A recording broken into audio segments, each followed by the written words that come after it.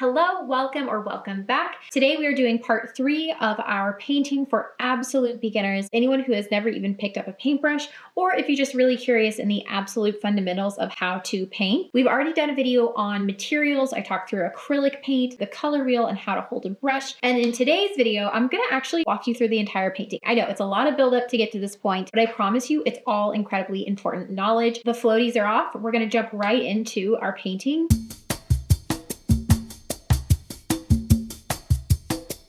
As I mentioned earlier, I've taken a piece of paper that is meant for oil and acrylic painting, and I have taped it off into quadrants. You don't have to do this. You could also just have 4 different pieces of paper. I find that having a piece of paper, 1, is a little less stressful than a canvas, and 2, having it divided off into quadrants, if you mess up your first one, you could just paint another one. It's no big deal. The point here is to really take the pressure off. I feel like so many of the mistakes that newer painters make is out of a lack of confidence. And so I find the best way to sort of combat that lack of confidence is by making things low stakes, because the truth of it is painting is low stakes. You don't have to show this to everyone. And if you make a bad painting, I will just tell you, as someone who's made their fair share of really bad painting, you don't die. It's a little awkward, but you get better and you'll keep growing and changing and evolving. Very quickly, things start to gel together.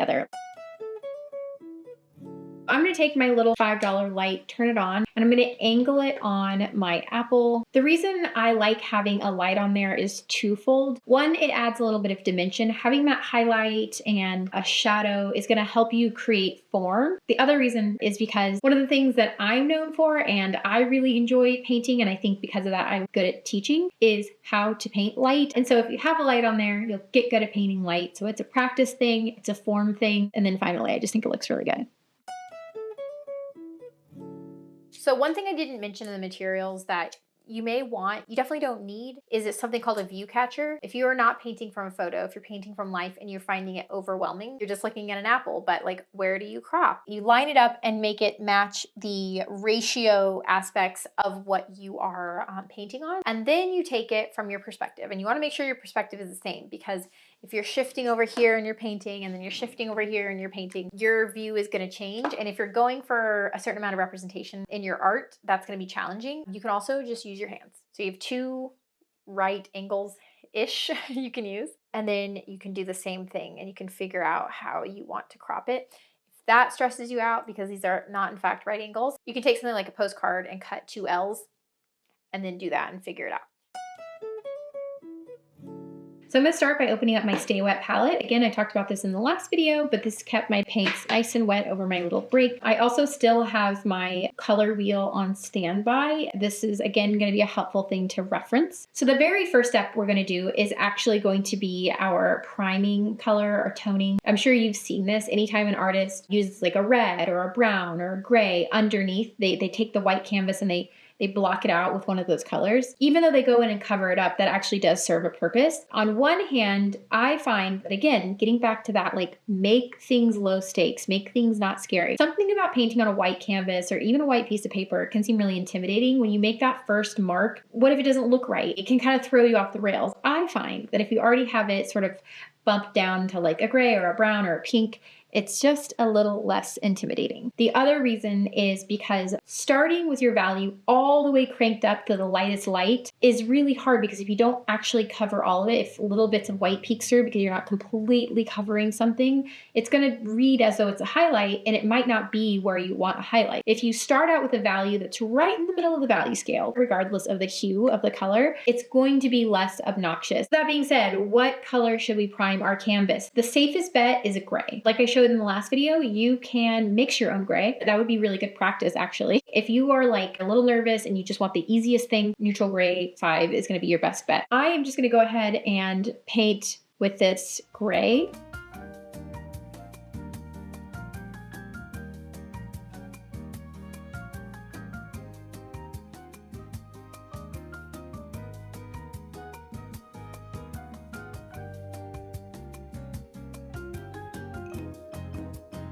So now let's talk about drawing and how drawing for painting is different than drawing for drawing. Again, I mentioned earlier when we talked about brush technique, there's this real desire to sort of put your finger all the way down at the tip and want to paint using these smaller muscles.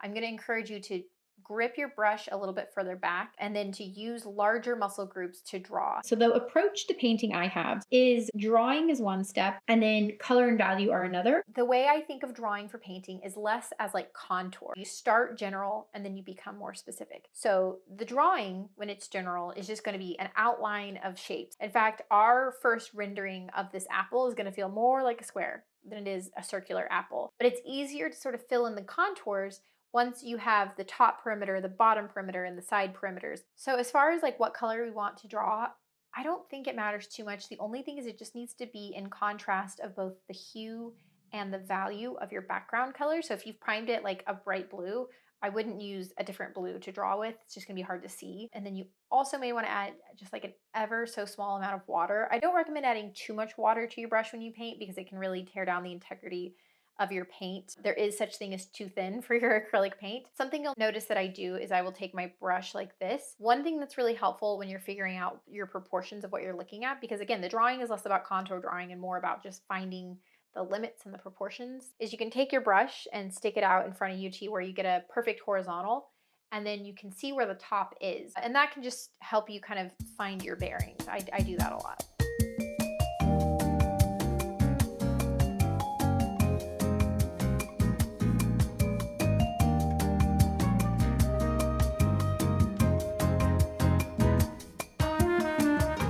When you have direct light, your shadows are going to be really strong. If your shadows are distinct enough that they take up as much visual space as your object, then you want to include your shadows.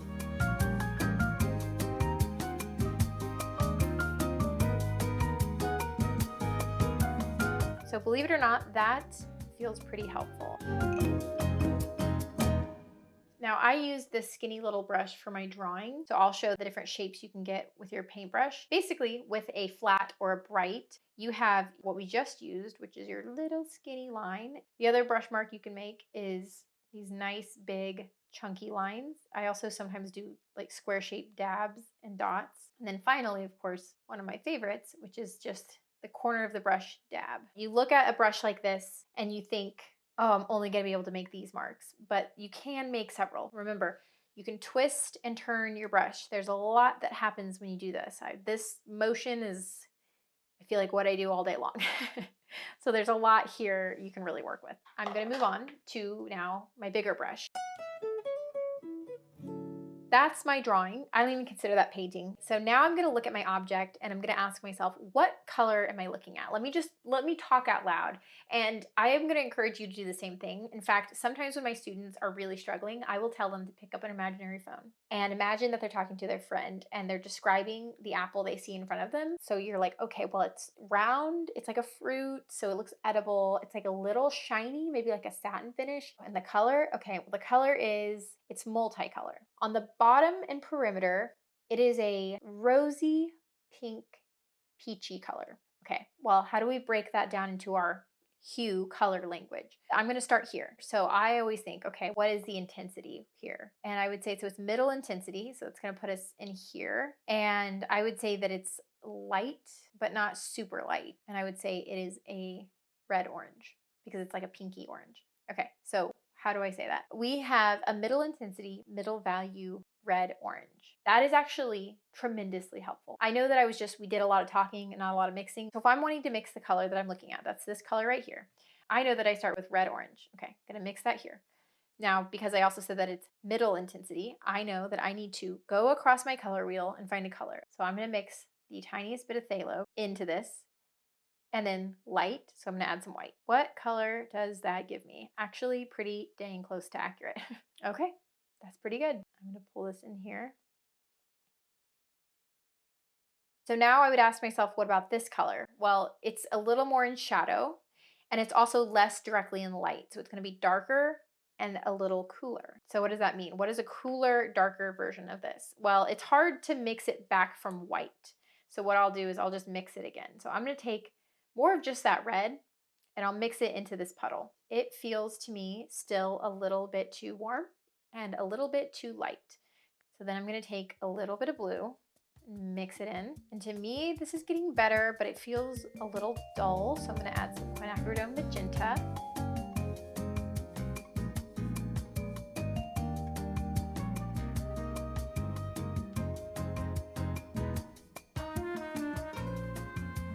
of color in between here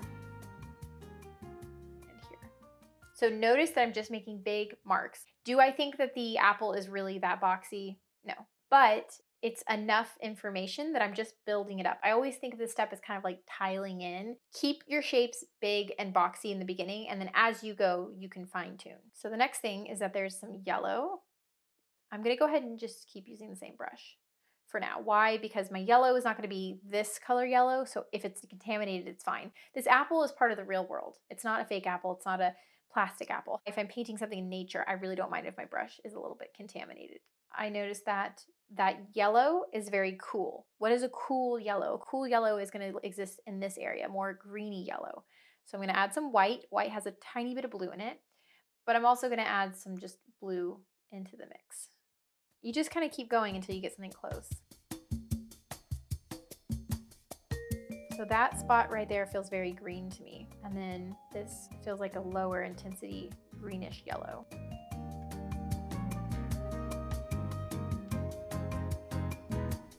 That is getting me closer to where I want to go. I noticed though that there is some legitimate green in there, not like a yellowy green, but some real green in the core. I'm going to mix it into some of this red. Why would I mix green into red if I wanted green? There's just a little bit of red here. It's a low intensity, middle intensity red.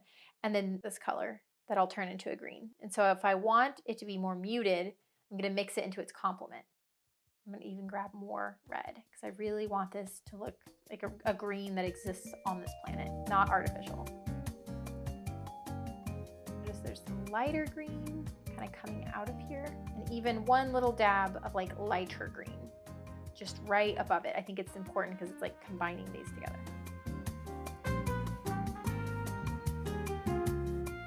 I'm not worried about completing it in the first go. I know that I will come back later with a smaller brush and I will be able to build upon this foundation, whether I have to paint over it because I made a mistake and I'll learn from my mistake, or whether I just can't get more specific with this brush because it's too big, and later I'll come in and make some of those more specific marks.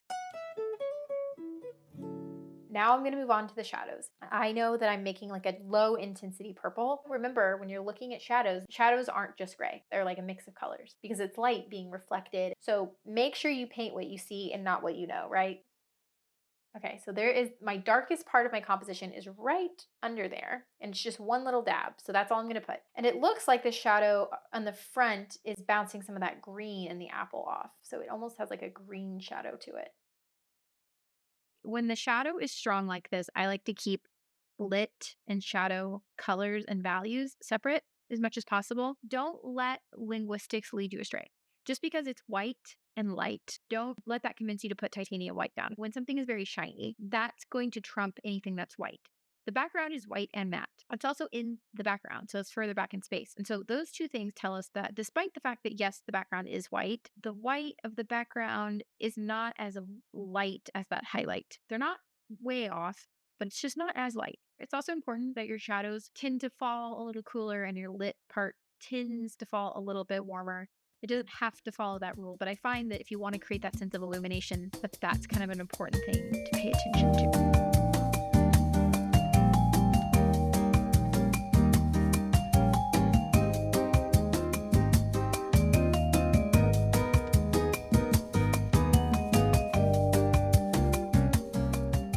Like there's a little pink from the light that I'm just gonna make sure I include it.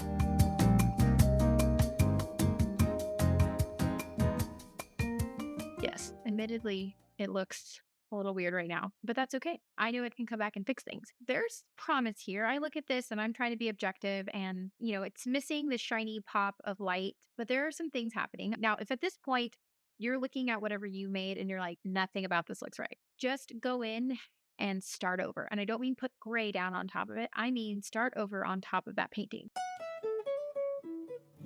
So this is a step that I call the redraw. Again, remember in this process, drawing is over here, value and color are over here, and they're teased out separately. So what I'm going to do now is take a color that contrasts with all of this. I'm going to choose like a dark muted red.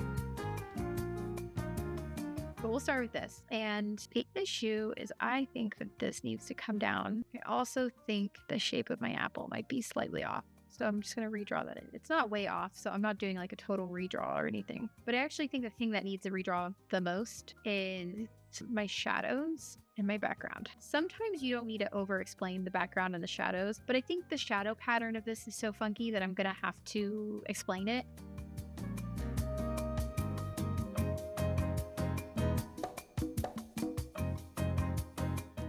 I think that's good. So that's not a lot of redraw lines. That's fine. Since this brush was a big boy, I'm going to go down to this brush. This is going to feel so nimble compared to that last brush. So the redraw step is over. Okay, so I'm just trying to mix here some of the more subtle variations in the apple that I see.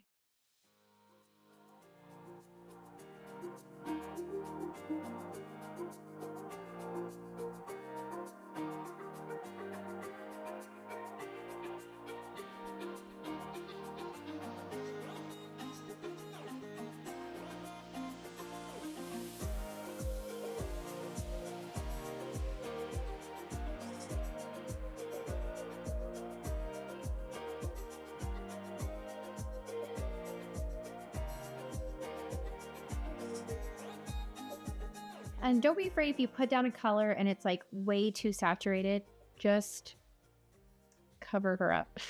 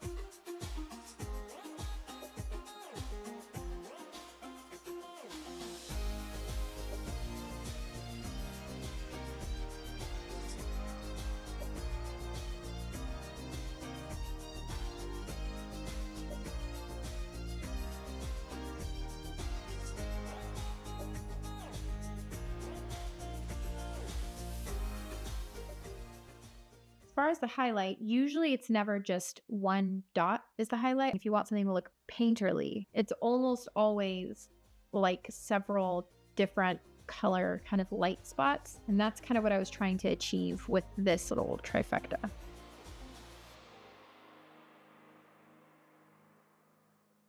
I'm going to go in with my little edge corner dot. Okay, so now the apple to me feels a little more resolved. I just need to do something better with the shadows. So this is where it's important to look at value. I feel like the color kind of makes sense, and this is the lightest value on here. I think it's less the shadow and more the light. I think this doesn't read as lit. So an aspect to know about color is that something will seem very light in value, for example, these shadows. And then when you put in the lightest value, this highlight, all of a sudden the shadows read as dark. And where they were teetering on the edge of maybe being a little too dark before the highlight, once I put the highlight in there, all of a sudden I become very aware that the lit parts are too dark. So I'm trying to make myself a nice muddy off-white that's warm, because also if something's not reading as lit, try lightening it, try warming it. So like yellow is going to be your friend.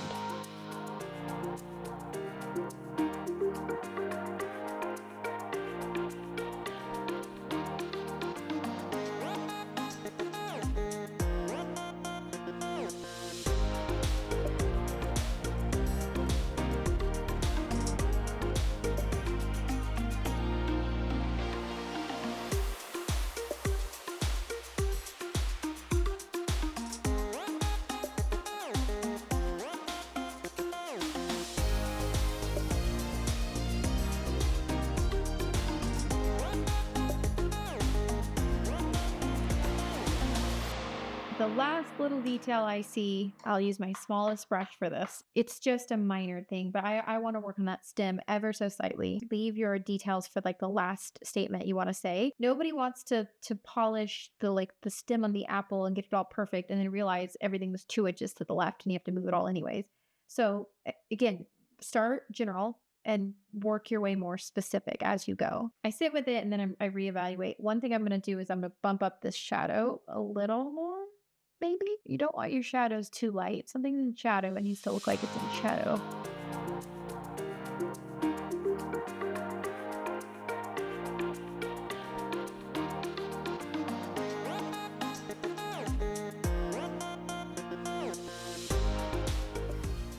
All right, so for me, this looks pretty much resolved, at least to the level I want it to look. The questions you would want to ask yourself in a beginner course is like, does this look like what I'm painting to some degree? Like, is there places where this feels honest? Hopefully by the end of this video, and assuming that you've worked along with this, you feel super motivated, excited, like you have the tools. This is the absolute basic foundation for my painting approach. If you can watch this video and get all the way through, you can dive into anything else I teach. I know you can do it. You just have to stick with it. Let me know if you have any questions or any other future videos you want to see. Thank you so much for watching. Stay tuned for future videos. Take care and happy creating.